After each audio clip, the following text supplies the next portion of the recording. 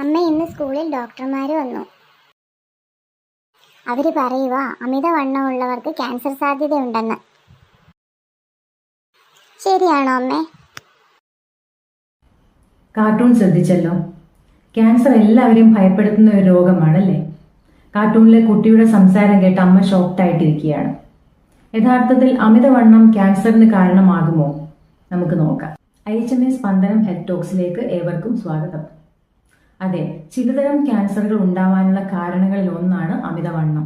ഉദാഹരണത്തിന് breast cancer, ovarian cancer, uterine അല്ലെങ്കിൽ endometrial cancer, prostate cancer, colorectal cancer, കരളിനുണ്ടാകുന്ന ചിലതരം ക്യാൻസറുകൾ, gall bladder cancer, kidney cancer, ഇവയ്ക്കൊക്കെ അമിതവണ്ണം കാരണമാകാറുണ്ട്. ഇനി എങ്ങനെയാണ് അമിതവണ്ണം ക്യാൻസറിന് കാരണമാകുന്നതെന്ന് നോക്കാം.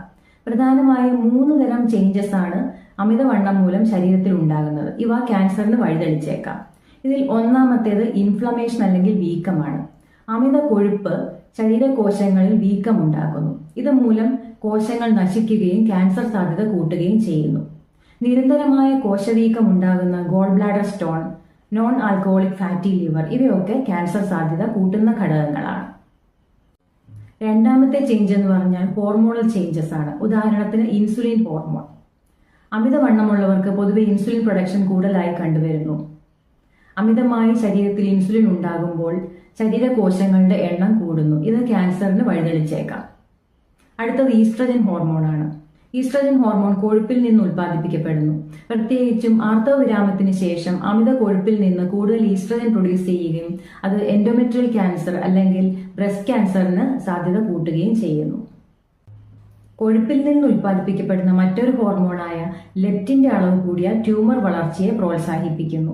മൂന്നാമത്തെ ചേഞ്ചാണ് മെറ്റബോളിക് ചേഞ്ചസ്, അതായത് ശരീരത്തിലെ ഉപാപചയ പ്രവർത്തനങ്ങളിൽ ഉണ്ടാവുന്ന മാറ്റങ്ങൾ. കൊഴുപ്പ് ഗ്രോത്ത് ഹോർമോൺ ലെവൽ കൂട്ടുന്നു. ഇതുമൂലം കോശങ്ങൾ കൂടുതലായി ഡിവൈഡ് ചെയ്യുന്നു. ഗ്രോത്ത് ഹോർമോണിന്റെ പ്രവർത്തനത്തെ മാനേജ് ചെയ്യുന്ന മറ്റൊരു ഹോർമോണുണ്ട്, ഇൻസുലിൻ ലൈക്ക് ഗ്രോത്ത് ഫാക്ടർ.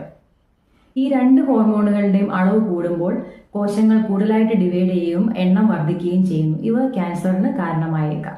അമിതവണ്ണത്തെ എങ്ങനെ നേരിടും? ചിട്ടയായ ആഹാര ക്രമീകരണവും വ്യായാമവും ആവശ്യമെങ്കിൽ മരുന്നുകൾ ഉപയോഗിച്ച് അമിതവണ്ണം കുറയ്ക്കാൻ സാധിക്കും.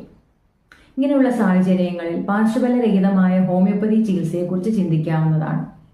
ഒരു മനുഷ്യന്റെ ശാരീരിക ഘടന, മറ്റ് പ്രത്യേകതകൾ, വികാരങ്ങൾ, മാനസിക നില, ജീവിത രീതി, സാമൂഹിക ഇടപെടലുകൾ ഇങ്ങനെയുള്ള കാര്യങ്ങളെല്ലാം കണക്കിലെടുത്ത് നൽകുന്ന മരുന്നിനെ കോൺസ്റ്റിറ്റ്യൂഷണൽ ട്രീറ്റ്മെന്റ് എന്ന് പറയുന്നു.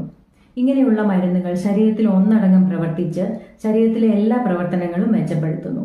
ഹോമിയോപ്പതി ചികിത്സയുടെ പ്രത്യേകത എന്താണെന്ന് പറഞ്ഞാൽ ഇവിടെ ശരീരം തന്നെ രോഗാവസ്ഥയെ ആരോഗ്യത്തിലേക്ക് കൊണ്ടുപോകുന്നു. അമിതവണ്ണത്തിന് കാരണമായേക്കാവുന്ന പല രോഗാവസ്ഥകളെയും പാർശ്വഫലങ്ങളില്ലാതെ ഹോമിയോപ്പതി ചികിത്സയിലൂടെ ഭേദമാക്കാൻ സാധിക്കുന്നു. നല്ലൊരു നാളേക്ക് വേണ്ടി ആരോഗ്യകരമായ ജീവിതശൈലി സ്വീകരിക്കുന്ന നാം ഓരോരുത്തരുടെയും ഉത്തരവാദിത്തമാണ്.